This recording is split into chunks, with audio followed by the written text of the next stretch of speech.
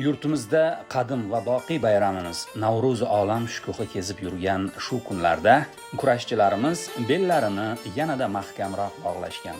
Boisi respublikamizning barcha shahar va qishloqlarida to'y hamda sayl kurashlari bo'yicha musobaqalar tashkil etish qizg'in tus olmoqda.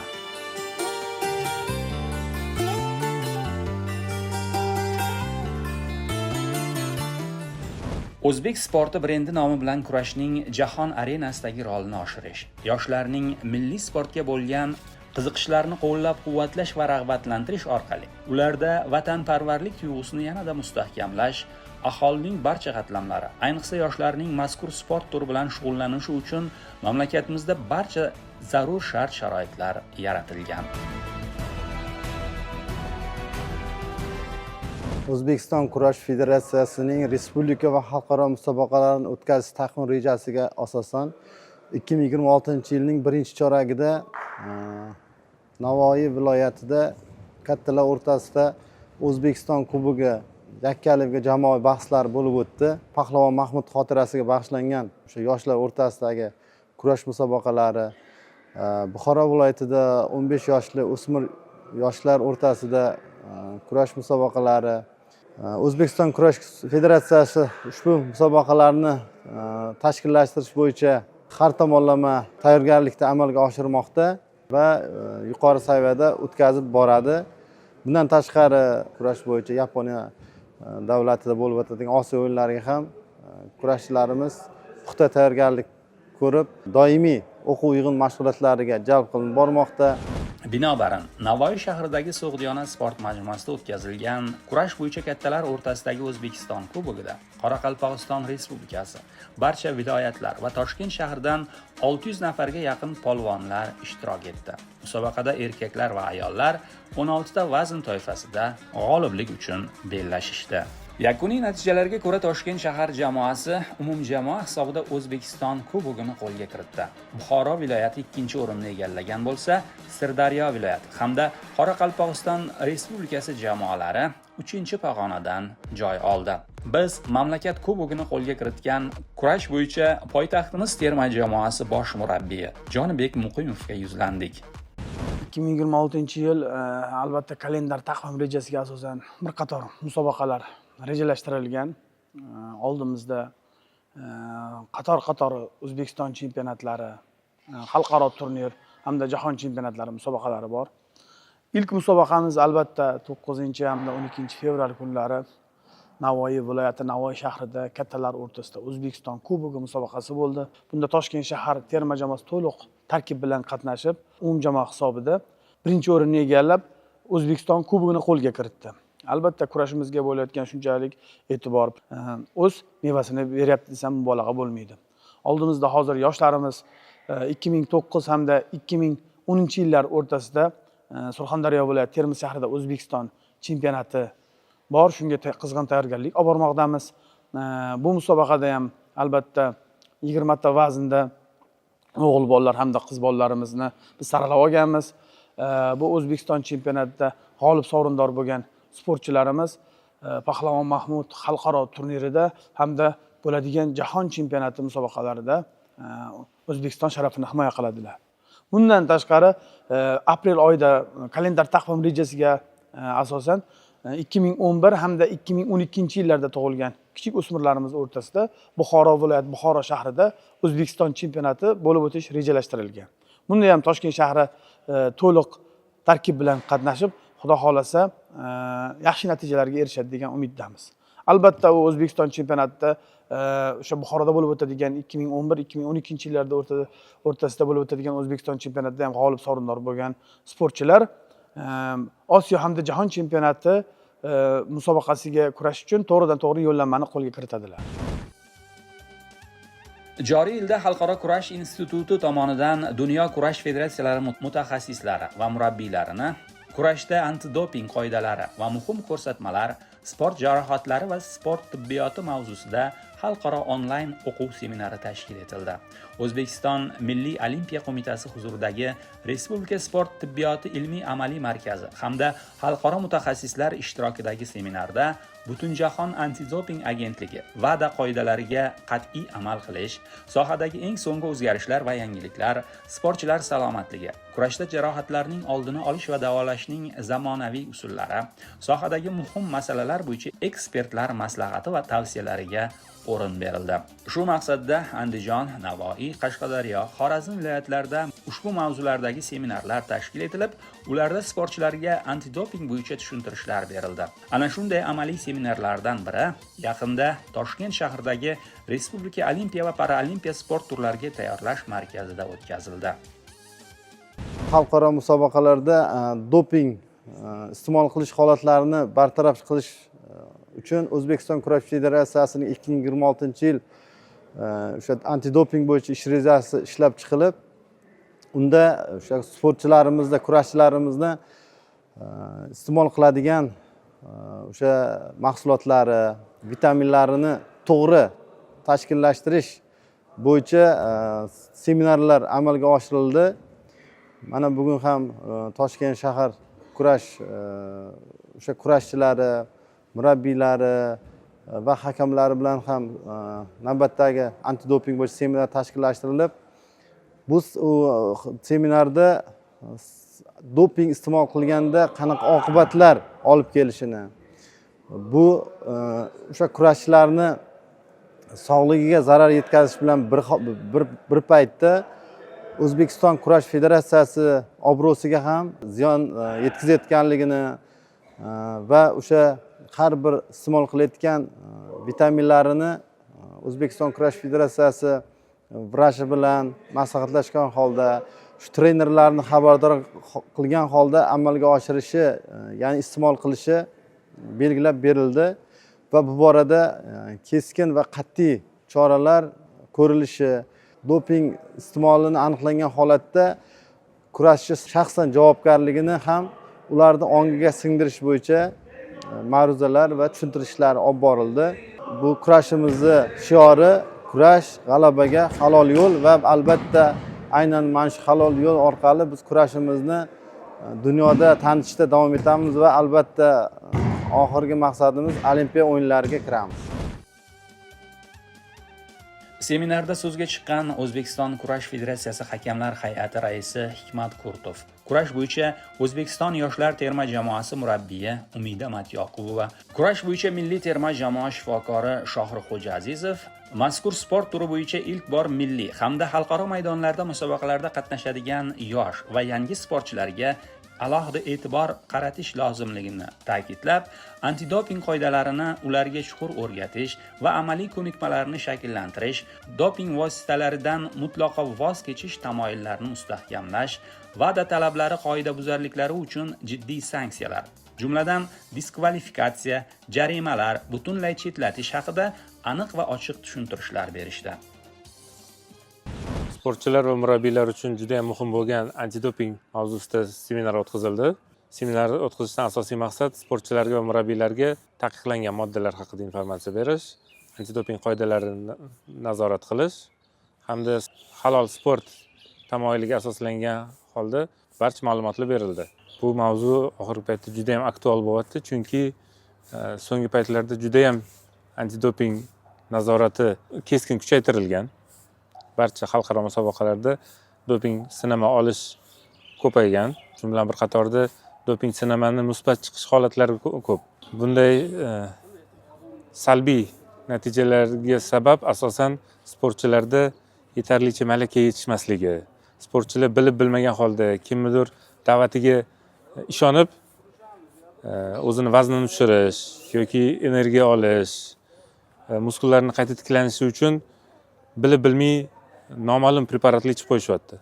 Shunga ko'ra sportchilarda doping sinama musbat chiqayotgan holatlar juda ko'paygan. O'sha narsani oldini olish maqsadida sportchini, federatsiyani va yurtni obro'sini tushirishni oldini olish maqsad. Bu singari amaliy seminarlar yoshlarning bilimini oshirish barobarida kurash oilasini sof, halol va sog'lom saqlash yo'lida muhim qadam hamdir. Boisi, bugungi kunda sportda muvaffaqiyatga faqat kuch va mahorat bilan emas, avvalo halollik va to'g'ri tanlov bilan erishiladi. Doping iste'moliga qarshi kurashish bo'yicha O'zbekiston kurash federatsiyasi tomonidan qat'iy choralar ko'rilyapti. Albatta shu maqsadda O'zbekiston kurash federatsiyasiga 2025-yildan vrach, shifokor qabul qilingan. O'sha O'zbekiston terma jamoasi kurashchilar bilan doimiy ishlarni amalga oshiradigan, nafaqat O'zbekiston terma jamoasi butun o'sha viloyatlarga chiqib, o'sha kurashchilarga, ularni ota-onalariga o'sha iste'mol qilayotgan o'sha tabiiy vositalar orqali natijalarga erishish zarurligi bo'yicha tushuntirishlarni amalga oshirilyapti. Albatta yosh o'sib kelayotgan kurashchilarimizni har xil dori vositalarini iste'mol qilishida ota-onalarning ham o'rni bor. Ularni ham o'sha tushuntirishlarga jalb qilishni amalga oshirish maqsadida kurash trenerlariga o'sha o'z seksiyalarida, klublarida haftada bir marta kurashchilarni o'sha yig'ib, ota-onalarni yig'ib, ularga tushuntirishlarni berish va lozim bo'lganda murabbiylar bilan maslahatlashish belgilab berilyapti. Bundan tashqari o'sha antidoping bo'yicha videorolik orqali ham tushuntirish takliflari berildi. Mana seminarda albatta o'sha videoroliklar ham O'zbekiston kurash federatsiyasi tomonidan ishlab chiqilib, ongiga tez yetib boradigan, singadigan qilib tushuntirish uchun qo'llanmalar ham ishlab chiqilishi nazarda tutilyapti. Bundan tashqari doimiy o'sha respublika musobaqalarida ham kurash musobaqalari jarayonida seminarlar tashkillashtirib, antidoping bo'yicha, masalan, o'sha respublika musobaqalari har xil o'sha yosh toifalarda o'tkaziladi va biz barcha yosh toifalarni qamrab olish maqsadida aynan o'sha musobaqa respublika chempionati va O'zbekiston kuboklari oldidan ham seminarlar tashkillashtirib, kurashchilarga bu antidoping masalalari chuqur yetkazilyapti. O'zbekiston kurash federatsiyasi tomonidan olib borilgan ishlar natijasi o'z samarasini yakunda beradi va biz dopingga qarshimiz shiori ostida O'zbekiston kurashchilari dopingsiz yuqori natijalarni ko'rsatgan holda O'zbekiston bayrog'ini ko'klarga ko'tarib, O'zbekiston madhiyasini jaranglatishda davom etadi. Toshkent shahridagi Respublika Olimpiya va Paralimpiya sport turlariga tayyorlash markazida o'tkazilgan seminar doirasida yosh sportchilar uchun xalqaro toifadagi murabbiylar hamda jahon chempionlari tomonidan mahorat darslari ham tashkil etildi. Assalomu alaykum, hurmatli kurashchilar, hurmatli sportchilar. Kurashimizda o'ziga yarasha tartib qoidalari bor. Kurashimiz bundan bir necha ming yillar oldin tashkil etilgan. Kurashda chiqqan payt birinchi biz butun dunyo kurashchilari oldida namuna bo'lishimiz kerak. Birinchidan chiqishdan oldin sportchi raqibiga hurmat ko'rsatish maqsadida ta'zim qilishimiz kerak. Ta'zimni ham o'ng qo'limiz mana chap ko'ksimizga ta'zim qilib salom berishimiz kerak. Hozirgi sportchilarimiz, hozirgi kurashchilarimiz kamchiliklaridan biri to'g'ri gilamga chiqqan payt ta'zimni yo mana bu holatda qiladi yoki qo'l bunday qiladi bo'ldi. Mana shu holatda bajarilyapti. Biz buni kuzatib bormoqdamiz. Qo'l ko'ksinga qo'yilgandan keyin hakamni ta'zim ishorasiga amal qilgan holda, mana yarimta bukilgan holda ta'zim. Qo'l mana bu orqadan emas, qo'l bir xil ta'zim qilib keyin gilamga chiqadi. O'rtaga hakam tanishtiradi. Ko'k yaktakda falonchaydi, yakshil yaktakda pistonchaydi. Yana bir ta'zim. İlk kurash boshlanadi. Mana sizlarga hozir master klass usullarni ko'rsatamiz.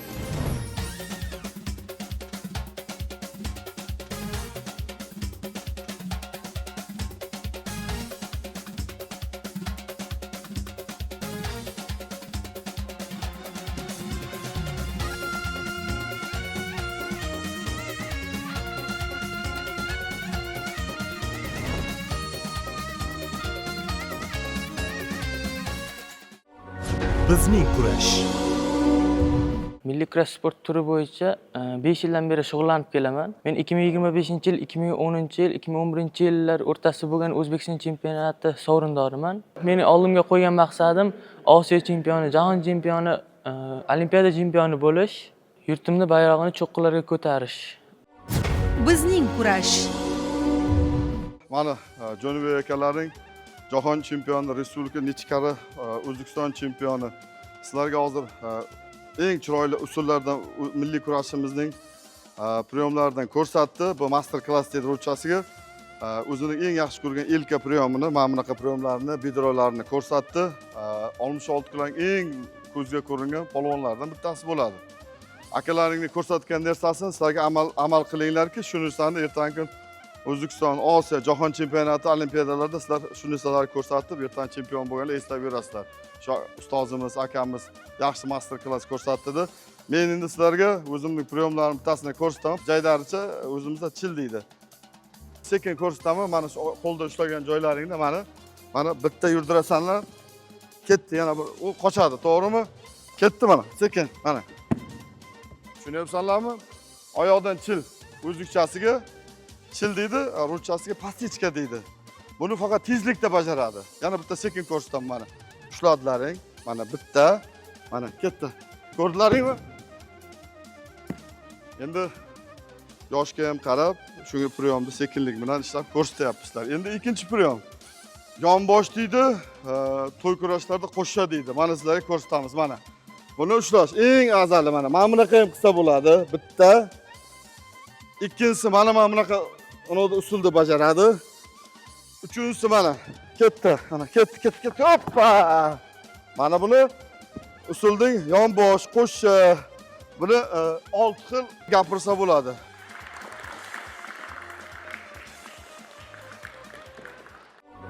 bizning kurash. Mana kurashimizda shunaqa qoida bor. Deylik kurash 4 daqiqa bo'lsa, 2 daqiqaning ichida ikkala sportchi ham teng holatda bo'lsa, jazo qo'llaniladi. Jazo. Bu jazo polvonlar bir-biri bilan bellashadi. Hozir shu bellashuvni sizga ko'rsatamiz. O'ng qo'l pastda. Kurash boshladik mana hozir usulni ko'rsatadi polvonlarimiz. Jazoda qanaqa harakat qilish kerakligini mana. Halol.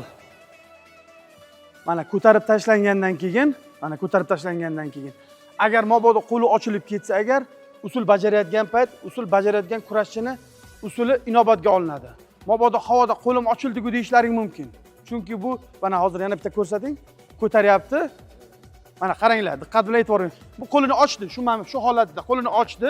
Mana bu to'xtagani yo'q. Halol hisoblanadi. Keyin e'tirozdaga joy qolmaydi. E'tiroz qilinadi, qo'lim ochildi-ku deb. Farqi yo'q. Sen yiqilmaslik maqsadida qo'lingni ochgan bo'lishing mumkin. Shuning uchun bu kurash qoidasiga shunaqa kiritilgan. Agar shu holatda yana bellasham mana bu misol uchun raqibini biladi, qaranglar. Raqibi belma-belga kuchliroq. Misol uchun o'zini holatdan kelib chiqib bu ayyorlikni ishlatadi, o'ng qo'lini qo'yib yuboradi. Hakam shunda to'xta ishorasini beradi. To'xta ishorasini berib, mana qo'yib yuborasan. Kurashchiga tanbeh beriladi. Nimaga? Sababiki qo'lini ochib o'rganligi uchun. 2 daqiqada o'sha jazo paytida raqiblar belini mahkam ushlagan holatda kurash beriladi. O'shanda kuchlanadi deb jazo beriladi. Bu demak, o'z-o'zidan qo'lini qo'yib yubordiki, tanbeh ogohlantirishi oladi. Shunda chap tarafimdagi kurashchi yutayotgan hisoblanadi. Yana kurashadi, misol uchun. Belma-bel bo'lgan payt, yana bitta global muammomiz bor. Misol uchun qaranglar, ikkita sportchi ham mana kuchi teng kurash zonalari bor. Mana buni kuchi ko'proq shu zonadan itarib chiqadi. Bu atayin itarib chiqaradi. Bunga mana misol chiqqanga buni kuchi ko'proqligi bilinadi. Shuning uchun chiqqan kurashchiga tanbeh beriladi. Bu o'zini kuchi bilan chiqazyapti. Bu atayin tortib chiqmayapti. Buni ham inobatga olinglar. Bu surib chiqayapti-ku degan savollar tug'iladi. Mumkin bu. Belma-bel qo'yishdan maqsad seni kuchliligingni ko'rsatishing kerak. Tushunarlimi? Mana holatga qaranglar. Mana qaranglar mana. Tizza tegyapti. Bitta tizza tegdimi? Demak, tanbeh beriladi. Tushunarlimi? Ikkita oyoq masalan, misol uchun ikkita holat, uchinchisi yo tizza, yo qo'l tegsa bo'ldi. Mana yuklama hozirgidek mana. Mana. Bu usul ham yaxshi usul. yuklama raqibni belidan mahkam ushlagan holatda o'zini ustidan oshirib tashlash. Mana hozir sizlarga yana shu holat, yuklama tepadan zahmat olib kelib quchoqlagan holatda o'zidan tepasidan quchoqlab uloqtiradi. Qaranglar, diqqat bilan. Mana ushladi. Mana. To raqib yerga tushgangacha ushlagan joyingni qo'yib yubormasliging kerak. Raqibni faqat muvozanatdan chiqargan holatda. Bizning kurash. Bu milliy kurash sport turi bilan 7 yildan beri shug'ullanib kelaman. Kelajakdagi orzuyim jahon olimpiada chempionlari bo'lib, O'zbekiston bayrog'ini ko'klarga ko'tarish niyatim bor. Tengdoshlarimizga maslahatim, sport bilan shug'ullaning va sog'lom bo'ling. Bizning kurash. Mana hozir Osiyo chempioni hamda O'zbekiston chempioni shogirdlarimizdan sizlarga mahorat usullarini ko'rsatadi yana. Marhamat. Eng chiroyli usullarni. Mana raqibni yurg'izgan holatda mana yuklama usuli bilan yiqitish.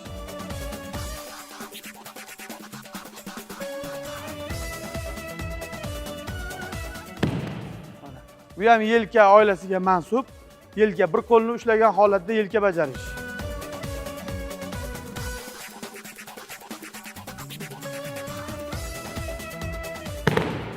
Mana bu ham raqibni yurg'izgan holatda, muvozanatdan chiqargan holatda.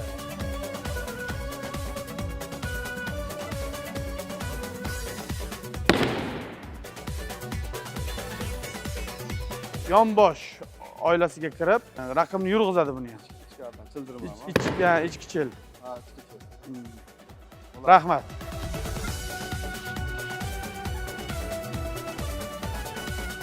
Ana hurmatli sportchilar, saflanamiz. Tekislaning. Rostlan. Ta'zim. Hammaga rahmat. Sog' bo'linglar. Binobarin, Xalqaro kurash assotsiatsiyasining 2026-yilga mo'ljallangan rasmiy musobaqalar taqvim rejasiga muvofiq joriy yilda Osiyo Kubogi musobaqasini 2 marotaba O'zbekiston qabul qiladi.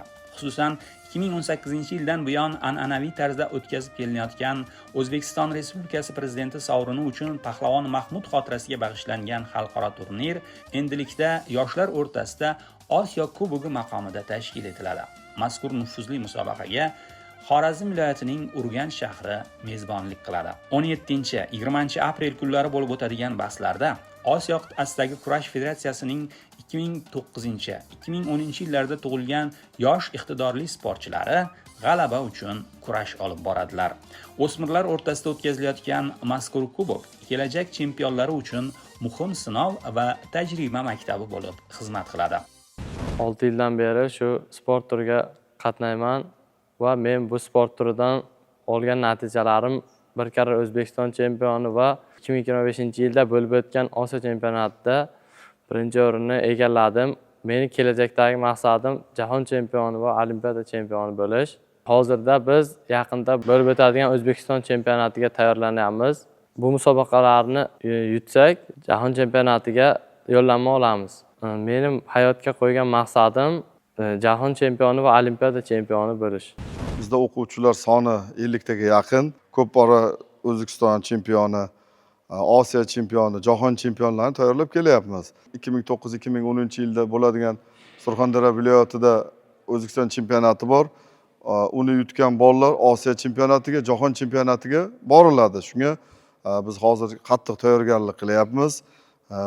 Maqsadimiz kelajakda olimpiadalarda shogirdlarimiz ko'rishni xohlaymiz. Ko'k, yashil formamiz bu milliy g'ururimiz, milliy sportimizning bu yerda ichida katta ma'no yotibdi. Bu g'urur, or degan narsa bu sportimizning ramzi. Shuning uchun milliy sportimizni yaxshi ko'rishimiz kerak, sevishimiz kerak. Milliy sportimiz, milliy g'ururimiz. Muhimi, mamlakatimizning kurash bo'yicha yoshlar va kattalar terma jamoasining chapdast polvonlari shu singari mahalliy va xalqaro musobaqalarga tayyorgarlikni allaqachon boshlab yuborishgan. Tashkil etilayotgan bunday seminar, o'quv yig'ini hamda mahorat saboqlari ularni yirik bellashuvlar oldidan har jihatdan toblamoqda.